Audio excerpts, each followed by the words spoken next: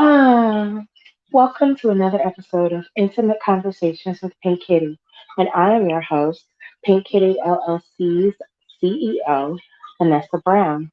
And today is Friday, October 29th, and it is our last broadcast for National Kink Month. Yep, this is October, National Kink Month, and I am your host, Vanessa Brown, owner of Pink Kitty LLC. Pink Kitty is your one-stop shop for all items from relating to adult novelty, from mild to wild. That means we've got lubes, lotions, uh, pheromone-infused products, bath products, and in addition to that, we have what would be considered on the more um, risque side of the scale. We have masks and we have urethral plugs and things like that to satisfy your fancy. Again, from mild to wild. Vacation is your one-stop shop. All items related to love, romance, relationships, intimacy coaching, couples workshops, oral pleasure workshops. And yes, I'm wearing this mask today because we're still celebrating National Kink Month. So today I just decided that, hey, Curtis, we missed you. Today, I decided that we were going to talk about some kinky stuff. I get lots and lots and lots and lots of inquiries on my rates and things that I'm into. I get a lot of messages about um, with men being in my inbox and, stuff like that. So I just wanted to answer some of your questions out loud for to end National Kink Month with, the questions that were related to the topic at hand. Um, I wanted to say that in honor of National Kink Month, we also know October is Domestic Violence Awareness Month. So every purchase, a portion of the proceeds for the month of October is going to a local Dallas women domestic violence shelter. So a portion of the proceeds from each purchase is going to them. Matter of fact, we're sending the check on November the 8th. So you still have a little bit of time for your purchase to count. So make sure that you visit www.pickkitty.com and make your purchase and make a difference. Both at the same time. I hope you guys can still hear me. My mic just did something weird. I hope you guys can hear me. Let me know if you can. Um, So again, because it's National Kink Month, I wanted to spend some time answering some of the questions that I've been getting. I only have a few, so if you guys have some that you want to ask, then feel free to ask here. The most recent inquiry I got was, do I have an OnlyFans? Let me see if we can fix this problem. Sorry, guys.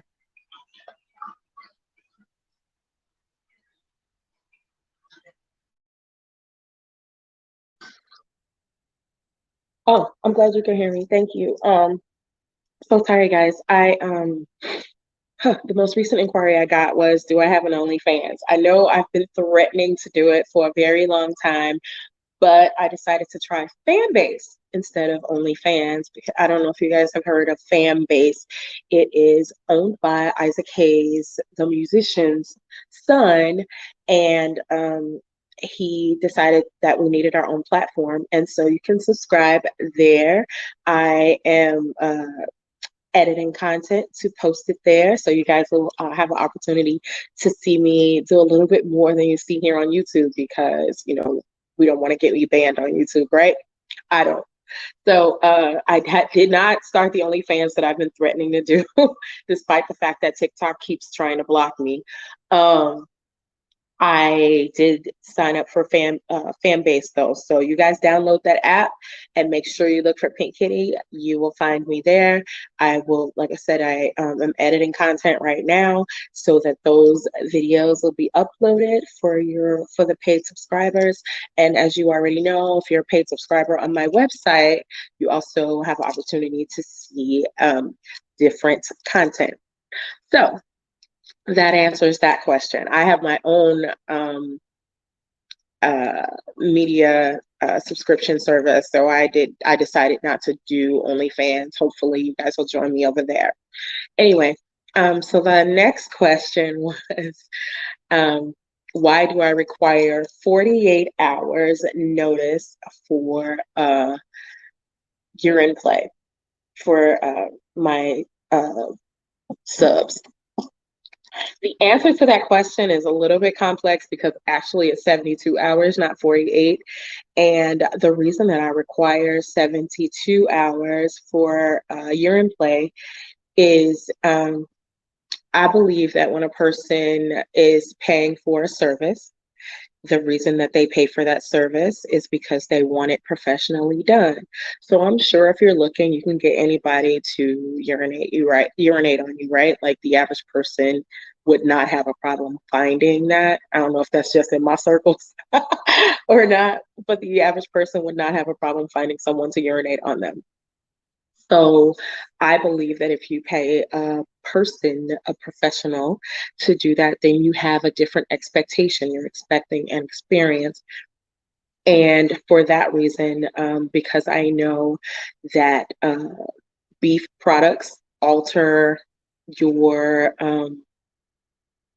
they alter your body chemistry. I like to have 3 days to make sure, number one, that I flush all meat products out of my body before I do a urine play. Addition to that, I don't eat any beef for 3 days. Beef, actually, meat. I mean, not beef. I don't eat any meat. Up for 3 days up until until the urine play takes place. I really do change my diet. I drink way more water than I typically drink because I want to make sure that you're getting your full dose.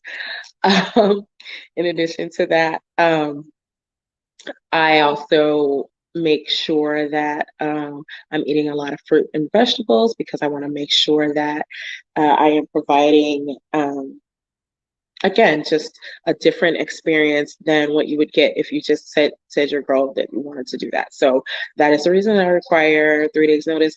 And again, I am not a paid dominatrix anymore. I don't know why I keep getting these questions.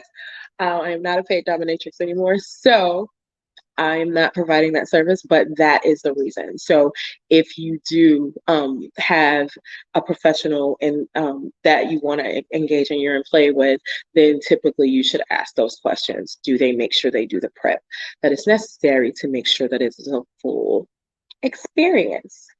Um, Another question that I got asked recently was, what was the rate for that? And again, I said I am not a paid dominatrix anymore, but when I was, it was $300 an hour, and that would be $300 a session. And there were a la carte items that if you wanted to add to a session, then I would charge additional for those things. Okay. Next question I was asked is do you have you ever used a urethral plug? I have not. I enjoy being a dominant person, engaging in sexual activity, but I do not enjoy causing subs pain in that degree. And I know that um, it's really more of an intense pressure, so I'm told, than pain. But again, that's not something that I readily engage in. If you want to know what a urethral plug is, it's a plug. I actually sell them. You can find them on my website, www.pinkkitty.com. But it's a plug that goes into the male urethra, which means, the little hole in your penis. And it prevents you from urinating. So that's why it's called a urethral plug. Obviously, if you have it in, it's, you can't have an ejaculation, and it prevents you from urinating. So yeah, urethral plugs, sometimes they contain locks. So, well, I believe all of them contain locks. I, again, have not used them, but I do know what they're for. So they contain locks so that your partner is in charge of your ability to use your penis in that way. So no, that is not something that I have or have a desire to engage in.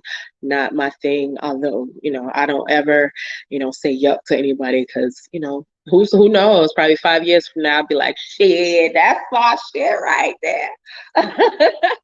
So, oh my gosh, like 2 weeks straight, we almost had wardrobe malfunctions. What is going on? I think my boobs are growing, y'all. Who knew? Anywho, um, the next question I had was, you say you enjoy anal play. Do you make preparations for that? Of course I do.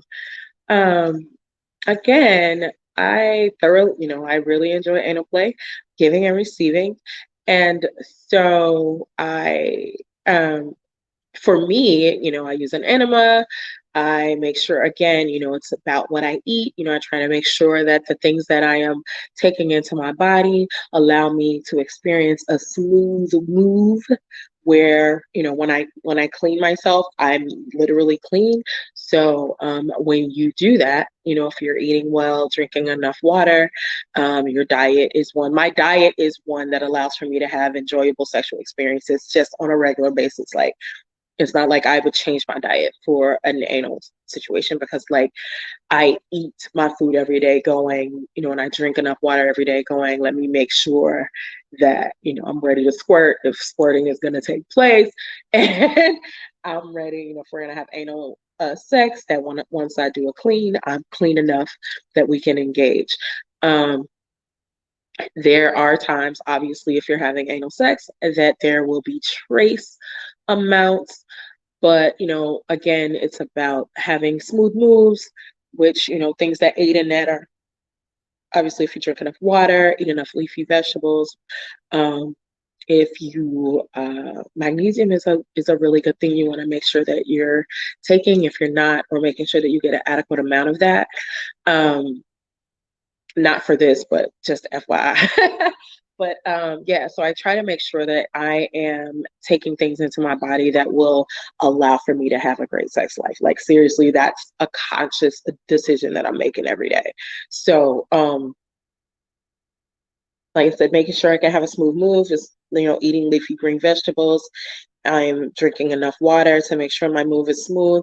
So like I said, when I clean, it's not something that is gonna have any trace amounts. Like, I'm as clean as I can be for anal play. Another thing, if you're new to anal play, I recommend that you use uh, the side position rather than, doggy style for your first experience, because it allows you to kind of assist your partner in controlling. I won't say it controls their stroke, but it allows you a little bit more control, so that, if it's too much, you can like go, hey, I need to take a break. Whereas if you've got your ass in the air and somebody's pounding, then you kind of are at the mercy of that person. So just for beginners, I highly recommend that you use a side position.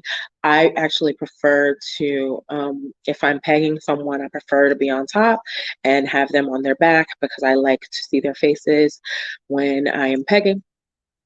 Um, and the other thing that I recommend is not using Vaseline. I don't know why people even really. I think he don't like me. Some days it just be extra. But I highly recommend that you do not use Vaseline, because your anus goes all the. I mean, yeah, your rectum goes all the way through to your body. So there's no, like, if I flush it out, it's gonna flush all the way out. There's always the chance that some foreign substance goes up, obviously. So I prefer that you would use something that is designed for anal sex. I like anal ease. The thing with anal ease though is you want to make sure you put it on and let it dry. Do not put it on and then just begin having sex, because it will numb the head of that person's penis or finger or whatever you guys are using for insertion. And guess what happens?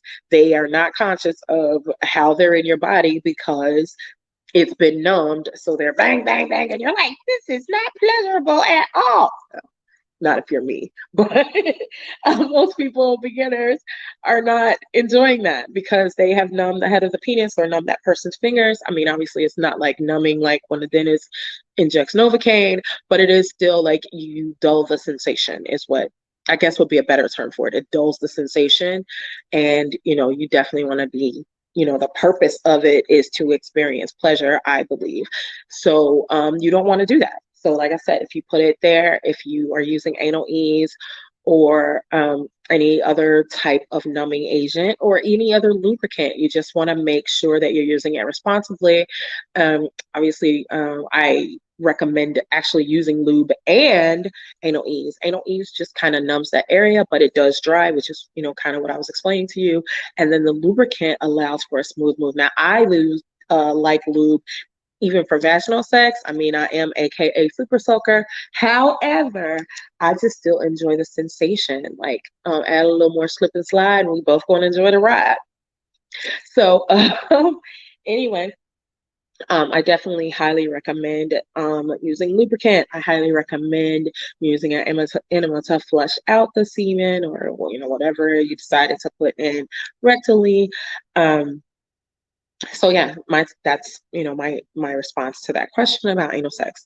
Again, things that aid in a smooth move are drinking lots of water, not vitamin water, the stuff with sugar in it, not those flavored waters. I'm talking plain ass, distilled, purified, alkalinized, whatever water. It needs to not contain any sugars and not contain any flavors, because actually adding those sugars still changes your body chemistry, like all kind of stuff. So no, not that.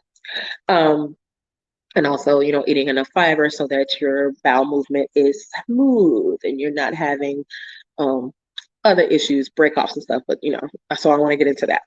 The next question, you guys are a trip. The next question I have is, how do you feel about foot play? I do not have a foot fetish. So, but I have been with persons that have foot fetishes. I know persons that have websites um, that they sell pictures of their feet, or they engage in foot fetish play. So if you're looking for that, I definitely know some people I can connect you. um, sex workers are having a difficult time still during this pandemic, so they would be happy to have you. So if that's what you're into, I can definitely hook you up, but that is not my thing. Do I have a problem with it? No. Again, with me, I am very inclusive. I don't have issues with persons and the things that they enjoy. Like, as long as, you're not enjoying things with animals, children, that's like a big X for me. And I don't engage in group play. So no menage a trois for me, guys. Sorry.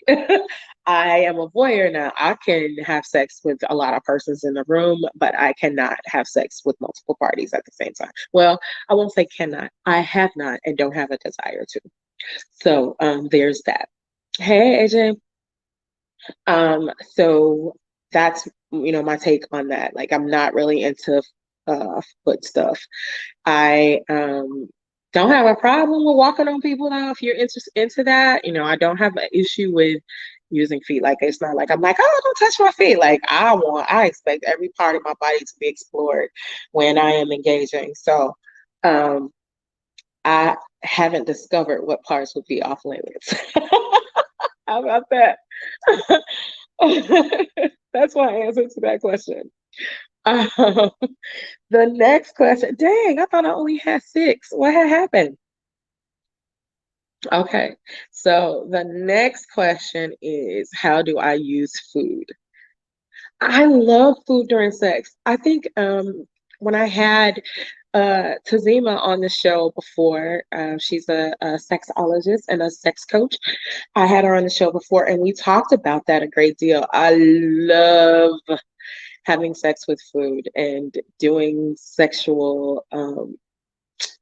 having sexual experiences that involve food. I'm so with it.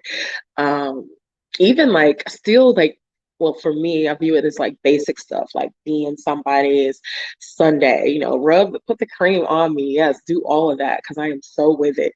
And when I teach my blowjob class, I like to discuss warm peaches. Like I like to do canned peaches during a blowjob. I just like the way the peaches feel in my mouth with a penis. It's just, I don't know. Have you guys ever done that? Shit. Oh, I'm getting excited just thinking about it. So like the peaches, and it had to be the canned ones because I ain't got time to be like cooking, some peaches before, you do a blowjob. Like who doing all that? Like I'm not. Anyway, so I like the canned peaches because they're kind of gushy. You want to get them in heavy syrup, not the light syrup. You want the heavy syrup. So you get the peaches with the light syrup, and you put one on a penis or two, or however. Like I like the halves, but the quarters are a little bit easier to navigate if you don't have jaw strength. If you don't have the jaw strength to handle it, and you might not be ready to use the halves, but I like using halves. You can use the slices though; it's perfectly fine. But anyway, so you put them on a penis and you rub the penis so you get it all flavored up. And then with the syrup, you get the syrup, you put it on top of your tongue, and then you start slurping, and then the peaches break up in your mouth. Like, oh my God, it just make the dick just so good. Anyway, like I said, I'm getting excited. So yes, I love that. I was on a podcast recently, um, and they were talking about eating chicken while having sex. Now, see, usually when I'm having sex, I'm like way too into the sex to be chewing, but I want to try it. So hopefully that's something I'll be getting into. Hey, AJ. Yes, food is the bomb. So, and whipped cream, obviously that's fun, but you want to make sure, please, y'all, please, please, please make sure you are not allowing whipped cream to get into your vagina. But sugars are the worst thing ever for vaginas, even just eating them. So if you eat a lot of sweets and things containing glucose, it changes your pH. So, you hear women saying, I don't know what's going on, but my vagina smells differently. Like, obviously, um, different times of the month, your body is going to release a different situation, especially if you're still having a monthly menstrual cycle. Jeez. If you're still having a monthly menstrual cycle, you oh my God, yes, cheesecake on a penis. Yeah. So anyway, so if you eat a lot of sugars, you're gonna know that it changes your pH. So your vagina actually is not friendly with that. So that's why you have a lot of women like having yeast infections. They don't know why it's reoccurring. Typically, it's because of the amount of sugars that they're having in their body. So mostly women that have diabetes or have a history of diabetes, they have a history of yeast infections as well. Ha, something you probably didn't know. But so obviously, so make sure you don't get the whipped cream in your vagina. That's all I got to say. You can put it on the vulva, outside of your penis. Outside of your vagina. I mean, yeah, outside of your vagina. You can put it on the vulva, have it on the lips, lick it off, all that kind of stuff. Just don't let it get inside. Okay. So guys, you know what that means? Clean up the mess you make. Okay. But yes, cheesecake, honey. Woo! And the cheese breaks down and it starts to melt in your mouth. Yes, yes, yes. And then the white stuff sliding down. Okay, so I'm all into that. I'm so with it. Yes. I love food.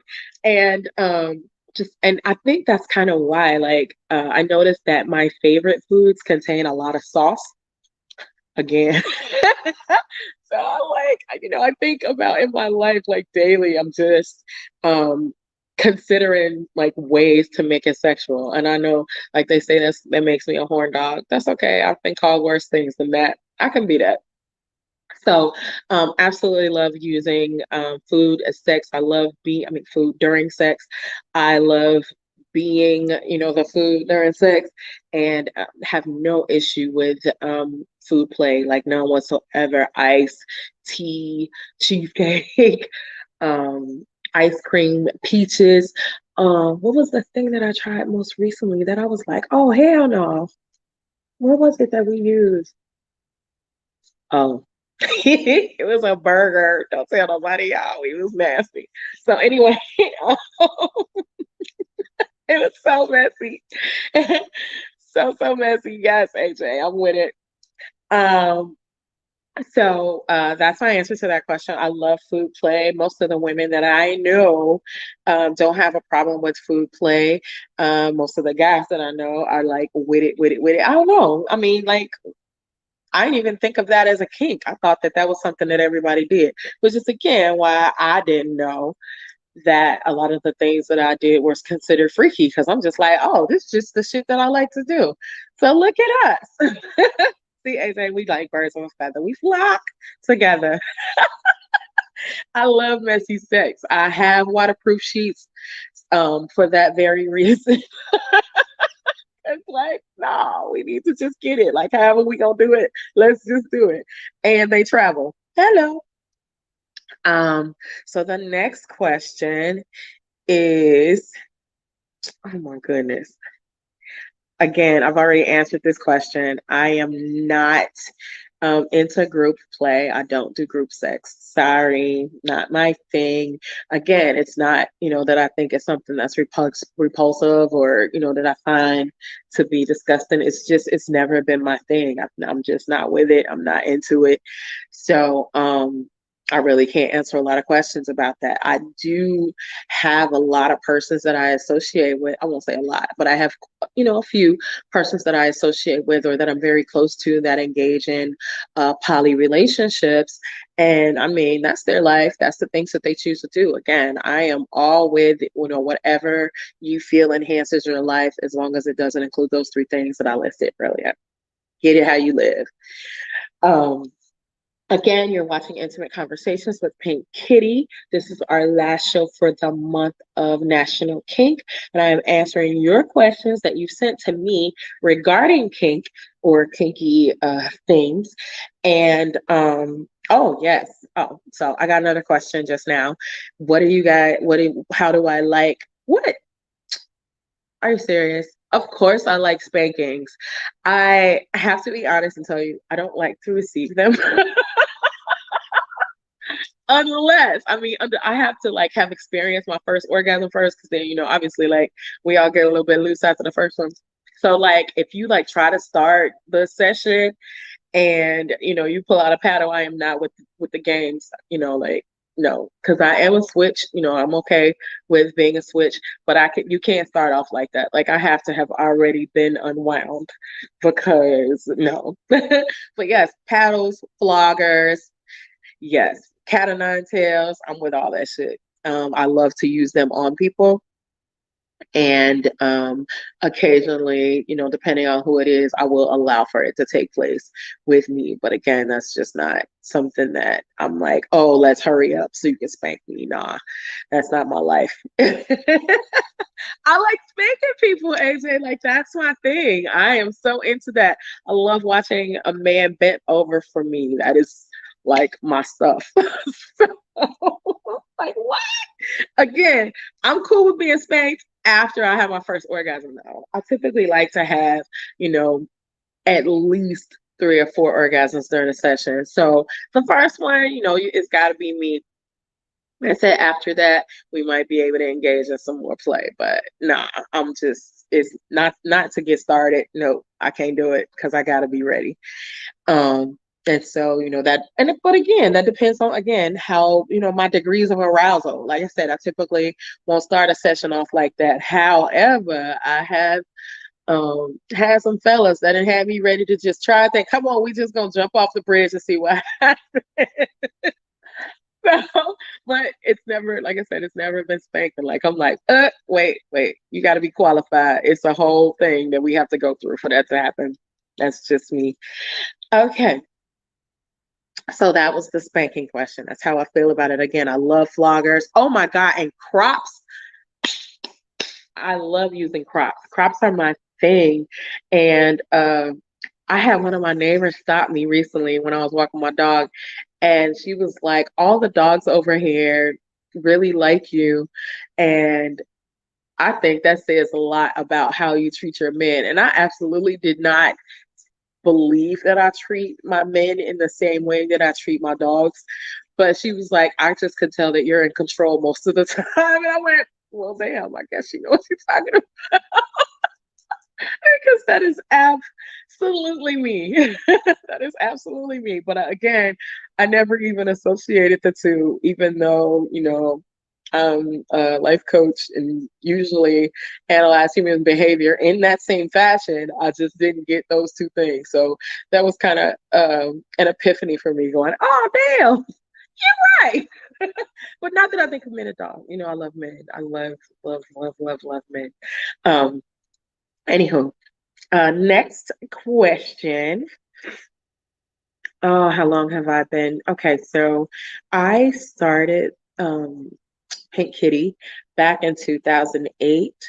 But when I started Pink Kittee, I had already taken training on being a dominatrix. So I believe that was probably 2006. I'm almost positive that it was because I got divorced in 2004.